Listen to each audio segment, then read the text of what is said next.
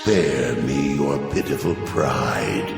You are but a tool of my ambitions, mortal. Never forget that. Di episode sebelumnya, kita sempat membahas Four Corners of the House of Troubles, yang merupakan 4 Daedric Prince yang menguji para Dunmer. Mereka adalah Molakbal, Malakas, Sheogorath, dan Mehrunes Dagon. Kita sudah membahas banyak tentang Molakbal, Malakas, dan Sheogorath, tapi kita belum membahas tentang Mehrunes Dagon. Kalian player Oblivion pasti sudah tidak asing lagi dengan Daedric Prince satu ini. Dia adalah main villain di game tersebut. Kejadian di Oblivion ini bukan kali pertama Mehrunes Dagon berusaha menginvasi Tamriel. Dia sudah melancarkan serangan atau invasinya ke Tamriel sejak masa First Era. Mari kita bahas lebih dalam tentang Mehrunes Dagon ini, mulai dari siapa dia, bagaimana ia disembah, dan apa saja perannya di Aurubis.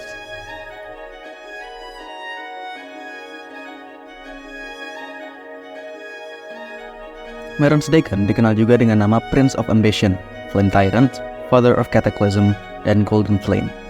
Ia adalah Daedric Prince of Darkness and Destruction yang memiliki sfer kehancuran, perubahan, revolusi, energi, dan ambisi. Karena sfer kehancuran dan energi, ia sering dikaitkan dengan bencana alam seperti kebakaran, gempa bumi, banjir, badai, dan lain-lain. Sfer perubahan dan revolusi berkaitan dengan sejarah penciptaan Mehrunes Dagon yang ia tulis dalam kitab Mysterium Xarxes. Seorang pengikut Mehrunes Dagon bernama Mankar Kamuran mempelajari kitab ini dan menuliskan tafsirnya dalam buku berjudul Commentaries on the Mysterium Xarxes. Dalam buku ini dijelaskan bahwa Mehrunes Dagon diciptakan oleh para Magna Ge.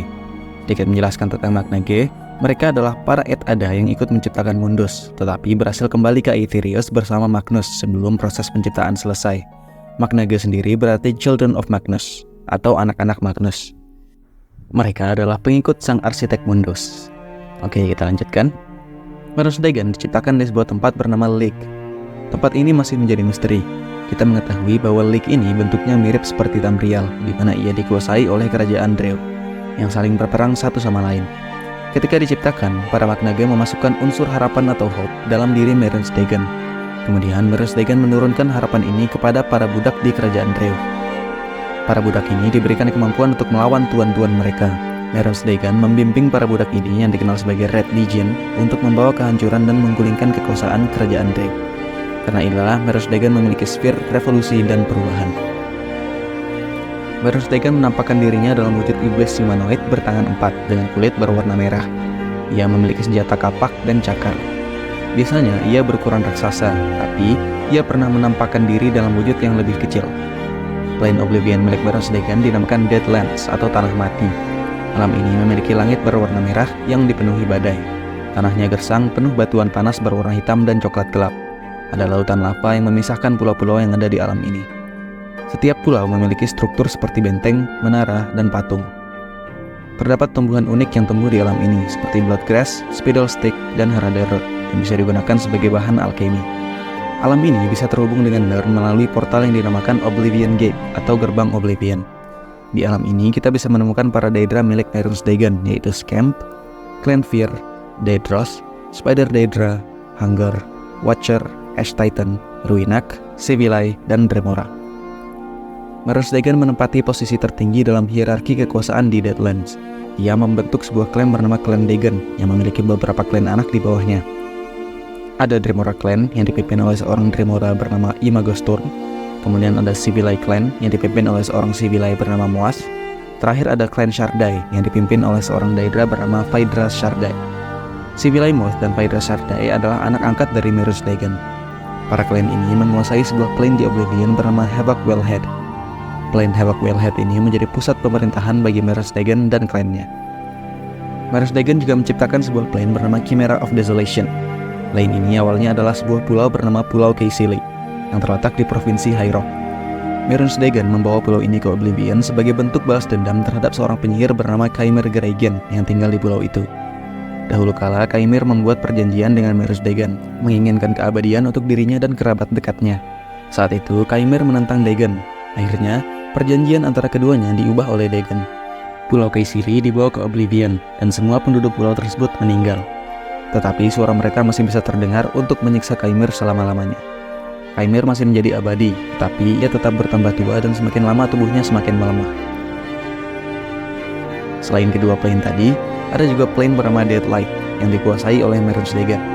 Deadlight ini awalnya adalah plane milik seorang Daedric Prince yang sudah dilupakan. Daedric Prince ini mengalami konflik dengan Mehrunes Dagon. Peperangan mereka berdua berakhir ketika Mehrunes Dagon menghancurkan plane Oblivion milik Daedric Prince tadi. Plane ini sekarang dikenal dengan nama Deadlight, di mana tidak ada kehidupan di dalamnya. Mehrunes Dagon dikatakan memiliki hubungan yang baik dengan Hircine. Musuh-musuh Mehrunes Dagon antara lain adalah Ebon Arm, Akatosh, dan Molag Bal. Molag Bal adalah rival dari Mehrunes Dagon, di mana mereka saling berusaha menggagalkan rencana satu sama lain dalam menginvasi Nerd. Ada juga yang mengatakan bahwa Mehrunes Dagon membenci Nocturnal. Para penyembah Mehrunes Dagon dinamakan Dagonites atau Dagonists.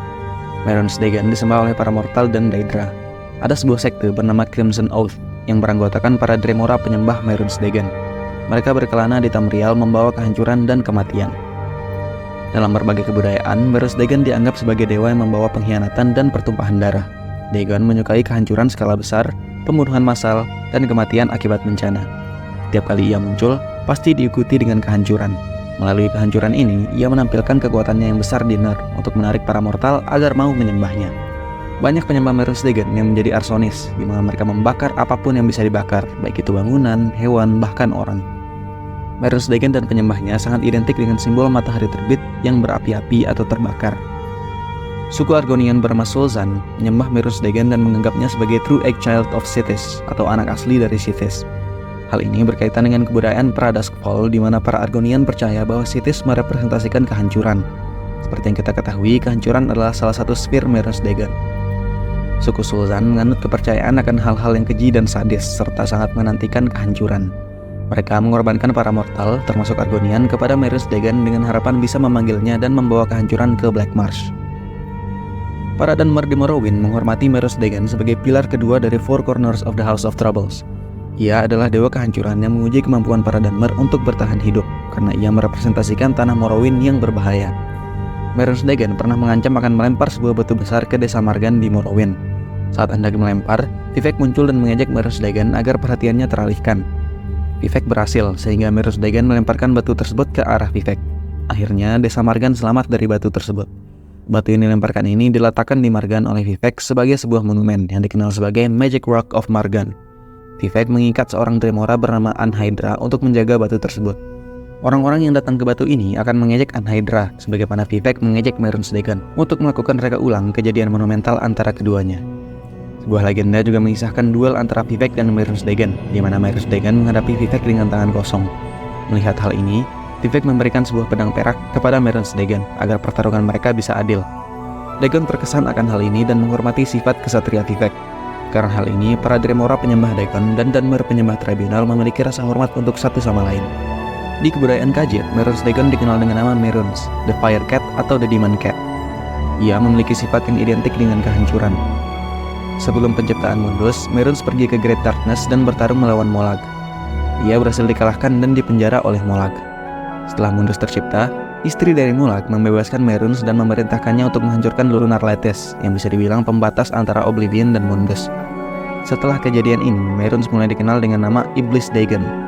Para penyembah Mehrunes di Elsewhere pernah menghancurkan sebuah perpustakaan besar di kota Corinth yang menyimpan catatan tentang sejarah masa Merethic Era. Para Rich Folk di High Rock mengagungkan Mehrunes Dagon sebagai Lord of Ambition yang merepresentasikan ambisi dan kehancuran. Kehidupan di wilayah Reach memanglah sulit. Para Rich Folk senantiasa berusaha untuk berkembang dan menjadi lebih baik. Hal ini menumbuhkan ambisi dalam diri mereka yang bisa mengarahkan mereka pada Mehrunes Dagon. Salah satu sekte yang menyembah Mehrunes Dagon adalah Order of the Waking Flame. Mereka percaya bahwa Mehrunes Dagon diciptakan oleh para Magnage untuk menghancurkan Mundus yang dianggap sebagai sebuah ciptaan yang cacat dan tidak sesuai dengan rancangan Magnus. Mereka juga menceritakan bahwa Mehrunes Dagon pernah datang ke Cold Harbor untuk menyelamatkan pengikutnya yang dikurung oleh Molag Bal. Avatar Mehrunes Dagon tidak cukup kuat untuk mengalahkan Molag Bal pada saat itu karena mereka berada di Cold Harbor yang merupakan plane milik Molag Bal. Tetapi, Dagon berhasil memberikan pengikutnya cukup waktu untuk kabur dari Cold Harbor menuju Deadlands. Selain Order of the Waking Flame, ada sebuah sekte penyembah Mehrunes Dagon bernama Mythic Dawn. Mereka awalnya adalah sebuah sekte yang misterius dan tersembunyi. Pemimpin sekte ini adalah seorang penyihir bernama Mangkar Camoran. Ia mengkaji dan menafsir kitab Mysterium Xarxes dan menyampaikan ajarannya kepada para anggota Mythic Dawn. Nama Mythic Dawn sendiri mengacu pada Dawn Era, yang merupakan masa ketika Mundus baru tercipta. Mereka percaya bahwa Mehrunes Dagon akan menghancurkan Mundus dan menciptakannya kembali dalam daun era baru, di mana mereka akan berkuasa. Mereka percaya bahwa para Divines bukanlah dewa, melainkan para penipu yang menipu para mortal setelah mereka mengkhianati dan menghancurkan Lorkhan. Menurut mereka, Daedra adalah dewa sesungguhnya di Aurbis karena mereka tidak bisa mati. Lorkhan dianggap sebagai Daedra oleh mereka karena jantungnya tidak bisa dihancurkan sehingga hanya bisa ditanam di Nirn. Sekte ini mulai menampakkan diri pada akhir masa Third Era, di mana mereka membunuh Kaisar Uriel Septim ke-7 serta keturunannya, sehingga Dragonfires pada saat itu tidak bisa dinyalakan. Ketika Dragonfires padam, tidak ada pelindung lagi antara Mundus dan Oblivion. Mehrunes Dagon kemudian melancarkan invasinya ke Tamriel. Kejadian ini dinamakan Oblivion Crisis, yang menjadi penutup masa Third Era. Menurut para Mythic Dawn, Oblivion Crisis ini merupakan upaya Mehrunes Dagon dalam membebaskan Mundus dari pengaruh para Aedra. Tentu saja, upaya mereka ini berhasil digagalkan. Pada masa First Era, Mehrunes Dagon menciptakan sebuah bangunan bernama Neverivigum di Cyrodiil. Bangunan ini digunakan untuk menantang para mortal untuk membuktikan kelayakan mereka dalam menggunakan Mehrunes Treasure, sebuah dagger yang merupakan artefak milik Mehrunes Dagon. Pada awal masa First Era, Mehrunes Dagon menyerang desa Alt-Sotha di Morrowind yang merupakan kampung halaman dari Sothasil. Pada saat itu, Sothasil berhasil diselamatkan oleh Vivec. Beberapa ribu tahun kemudian, Mehrunes Dagon bersama 7 Daedric Prince lainnya membuat perjanjian Cold Harbor Compact dengan Sothasil yang melarang mereka memanifestasikan diri di Nirn. Tetapi, Mehrunes Dagon menganggap remeh Cold Harbor Compact ini karena ia menganggap bahwa Sothasil hanyalah seorang mortal yang dulu pernah ia hancurkan kampungnya. Pada tahun 2920 di masa First Era, seorang Dunmer bernama Turala dibantu oleh kelompok penyihir Skeffington Coven di High Rock setelah ia diusir dari Morrowind. Ia adalah mantan istri seorang bangsawan di Mournhold bernama Bryndisi Dorom. Skeffington Coven ini diserang oleh kelompok bandit Orsimer. Mereka semua terbunuh dalam serangan itu. Turala berasumsi bahwa bandit ini dikirimkan oleh mantan suaminya. Merespon hal tersebut, Turala memanggil Mehrunes Dagon dan memohon untuk menghancurkan Mournhold. Ketika Mournhold diserang, Almalexia dan Sothasil muncul untuk memerangi Mehrunes Dagon. Mereka berhasil mengalahkan Dagon dan mengusirnya kembali ke Deadlands. Tetapi, Mehrunes Dagon berhasil mengambil sebagian kota Mournhold untuk dibawa ke Deadlands. Sothasil akhirnya memasang pembatas antara Deadlands dan Mundus, sehingga Mehrunes Dagon tidak memiliki akses ke Mundus. Hal ini dilakukan sebagai hukuman atas pelanggaran Cold Harbor Compact yang ia setujui. Pada masa Second Era, seorang pemimpin Rich Folk bernama Dur-Korak berusaha mengambil kekuasaan di Cyrodiil pada masa Interregnum, yang meminta bantuan kepada Mehrunes Dagon yang pada saat itu setuju untuk membantunya. Sebagai gantinya, Mehrunes Dagon memerintahkan Dur-Korak untuk membantunya menciptakan senjata bernama Four Ambitions. Dur-Korak berhasil menguasai Cyrodiil dan menjadi kaisar, memulai dinastinya yang bernama Longhouse Emperor. Saat berkuasa, pihak Longhouse Emperor ini membantu Mehrunes Dagon menyiapkan Four Ambitions. Four Ambitions ini adalah 4 mortal yang terlahir dengan anugerah dari Mehrunes Dagon. Mereka memiliki kekuatan yang sangat besar dan jika digabungkan bisa digunakan untuk menyatukan Deadlands dengan Nirn. Mereka disembunyikan di berbagai penjuru Tamriel untuk digunakan ketika waktu yang tepat. Para Ambitions ini bukanlah orang jahat, melainkan bertindak sebagai wadah kekuatan yang diberikan oleh Mehrunes Dagon. Tujuan akhir dari Four Ambitions ini adalah untuk dikorbankan dan disatukan kekuatannya. Order of the Waking Flame terlibat dalam upaya pengorbanan Four Ambitions ini, di mana pemimpin mereka yang bernama Pandasia merupakan bagian dari Elder Council pemerintahan Longhouse Emperor. Mehrunes Dagon hampir berhasil melancarkan invasinya ketika salah satu dari Four Ambitions bernama Sombren berhasil mengambil kekuatan dari 3 ambisi lainnya dan memanggil Mehrunes Dagon di Bathing Sandercliff di Cyrodiil. Pada saat itu, The Vestige dibantu oleh salah satu dari Four Ambitions bernama Mairead untuk menghentikan Mehrunes Dagon. Mairead berhasil mengambil kekuatan Four Ambitions dari Sombren dan menggunakannya untuk memukul mundur Mehrunes Dagon kembali ke Deadlands, serta menggagalkan proses penggabungan Nirn dengan Deadlands. Pada tahun 389 di masa Third Era, ketika terjadi kejadian Imperial Simulacrum yang disebabkan oleh Jagar Tharn, Mehrunes Dagon berusaha untuk menginvasi Battlespire. Sedikit menjelaskan, Battlespire adalah sebuah fasilitas pelatihan dan akademi untuk Imperial Battle Mage yang merupakan penyihir khusus tentara Empire. Battlespire ini terletak di luar Mundus, ada yang bilang di Oblivion, ada juga yang bilang di Aetherius. Battlespire ini berbentuk benteng yang dibangun di atas tengkorak naga raksasa. Oke, melanjutkan pembahasan kita. Pada masa Imperial Simulacrum, Mehrunes Dagon menginvasi Battlespire dan berhasil menguasainya. Tujuan Mehrunes Dagon menguasai Battlespire ini masih belum jelas. Kemungkinan, ia ingin memperlemah kekuatan The Empire dengan cara menghancurkan fasilitas pelatihan Battle Mage ini. Cerita invasi Battlespire ini cukup panjang dan merupakan main quest dari game An Elder Scrolls Legend Battlespire. Mungkin akan kita bahas di kesempatan lain. Singkat cerita, seorang apprentice berhasil menghentikan invasi ini dan memukul mundur Mehrunes Dagon kembali ke Deadlands. Pada tahun 405 di masa Third Era, seorang agen Blades di Iliad Bay memanggil Mers Dagon untuk mendapatkan kekuatan. Dagon akhirnya memberikan tugas kepada agen tersebut untuk membunuh seorang First Daedra di salah satu dungeon di sana. Setelah berhasil, agen tersebut diberikan Merin's Razor. Kemudian, pada tahun 427 di masa Third Era, Nerevarin mengunjungi kuil Mers Dagon di Vvardenfell.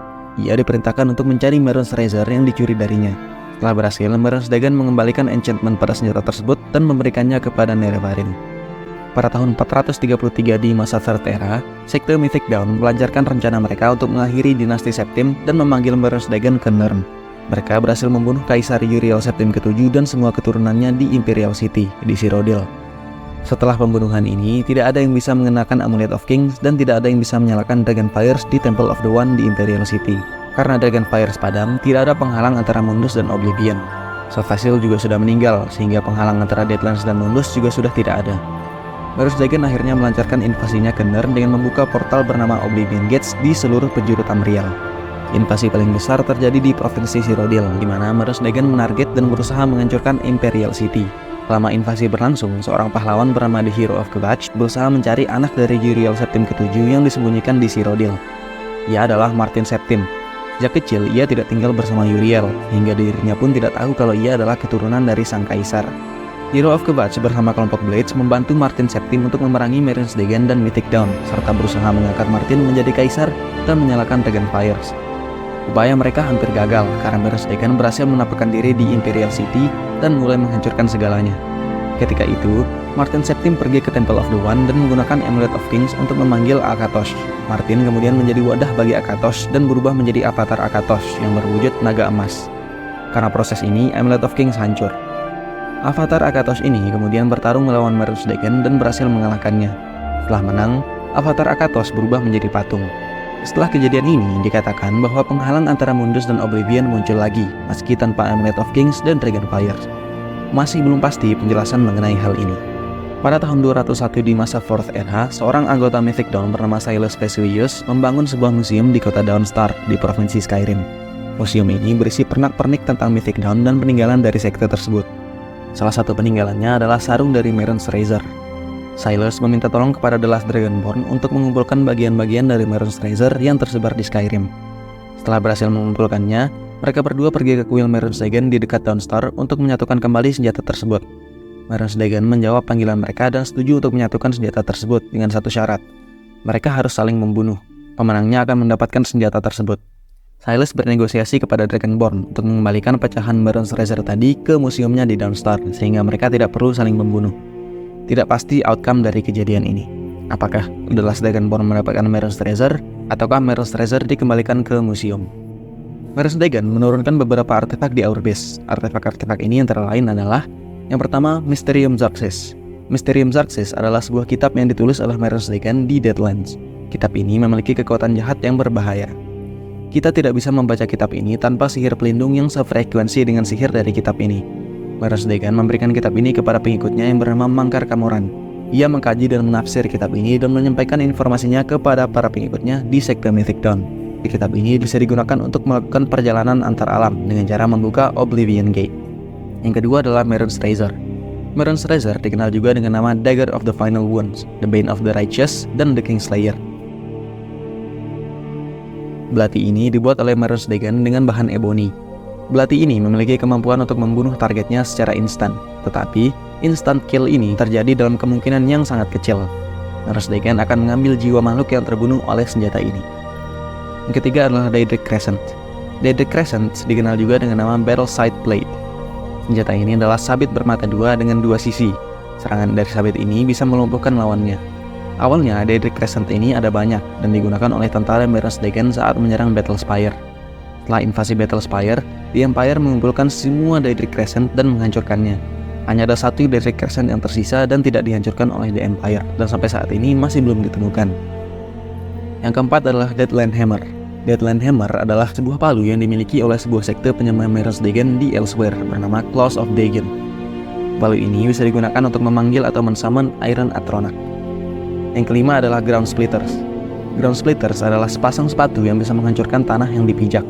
Ketika dikenakan, langkah kaki dari penggunanya akan memiliki dampak seperti langkah kaki raksasa, meskipun tidak memberatkan penggunanya. Sepatu ini bisa menyebabkan gempa dan pecahan di tanah, dan akan sangat mematikan jika digunakan untuk menendang lawan. Yang keenam adalah Spear of Bitter Mercy. Spear of Bitter Mercy ini adalah artefak dari Daedric Prince Hircine, seperti yang pernah kita bahas di beberapa episode lalu. Tetapi, tombak ini ditempa oleh Maerys Dagon sebelum diberikan kepada Hircine. Tombak ini pernah digunakan dalam acara Great Hunt milik Hircine. Ketika itu, Maerys Dagon memberikan enchantment pada tombak ini yang memungkinkannya untuk membunuh siapapun secara instan, kecuali para Daedra Lords. Karena itu, Dagon melarang tombak ini untuk dibawa keluar dari lokasi Great Hunt. Tapi, sepertinya enchantment ini sudah tidak berlaku sekarang, karena Nerevarine pernah mendapatkan tombak ini, dan tombak ini tidak memiliki enchantment instant kill. Yang ketujuh adalah Sword of the Moon River. Sword of the Moon River dikenal juga dengan nama Moon Cursed Blade. Pedang ini dipercaya ditempah menggunakan zat atau bagian dari Maerys Dagon sendiri. Karena itu, senjata ini bisa digunakan untuk melukai Maerys Dagon. Senjata ini digunakan untuk mengalahkan Maerys Dagon saat ia menginvasi Battlespire. Maerys Dagon benar-benar merupakan personifikasi dari ambisi. Ia sudah berkali-kali mencoba dan berusaha menginvasi Nirn, tetapi selalu digagalkan. Dengan segala kegagalan ini, ia tak patah semangat dan terus mencoba lagi dengan berbagai metode dan rencana yang berbeda. Hal inilah yang menjadi inspirasi dari para pengikutnya selain kegilaannya terhadap kehancuran. Dalam kehancuran yang dibawa oleh Maerys Dagon, para pengikutnya pasti melihat keuntungan, entah itu kehancuran musuh atau sesuatu yang lebih tinggi seperti dunia baru yang diharapkan oleh Mythic Dawn. Maerys Dagon ini adalah salah satu Daedric Prince yang paling sering melakukan gerakan besar terhadap Nirn, mulai dari invasi melawan The Tribunal, invasi melalui Four Ambitions, invasi Battlespire, sampai Oblivion Crisis. Sepertinya Daedric Prince yang satu ini memang villain langganan di Elder Scrolls. Sampai di sini dulu pembahasan kita tentang Maerys Dagon. Mungkin kita akan lanjut di kesempatan lainnya ketika kita membahas tentang Battlespire dan Oblivion Crisis secara lebih mendalam. Episode selanjutnya mungkin kita bahas sesuatu yang sedikit berbeda. Kita akhiri dulu episode kali ini. Terima kasih sudah menonton. See you next time. Bye-bye.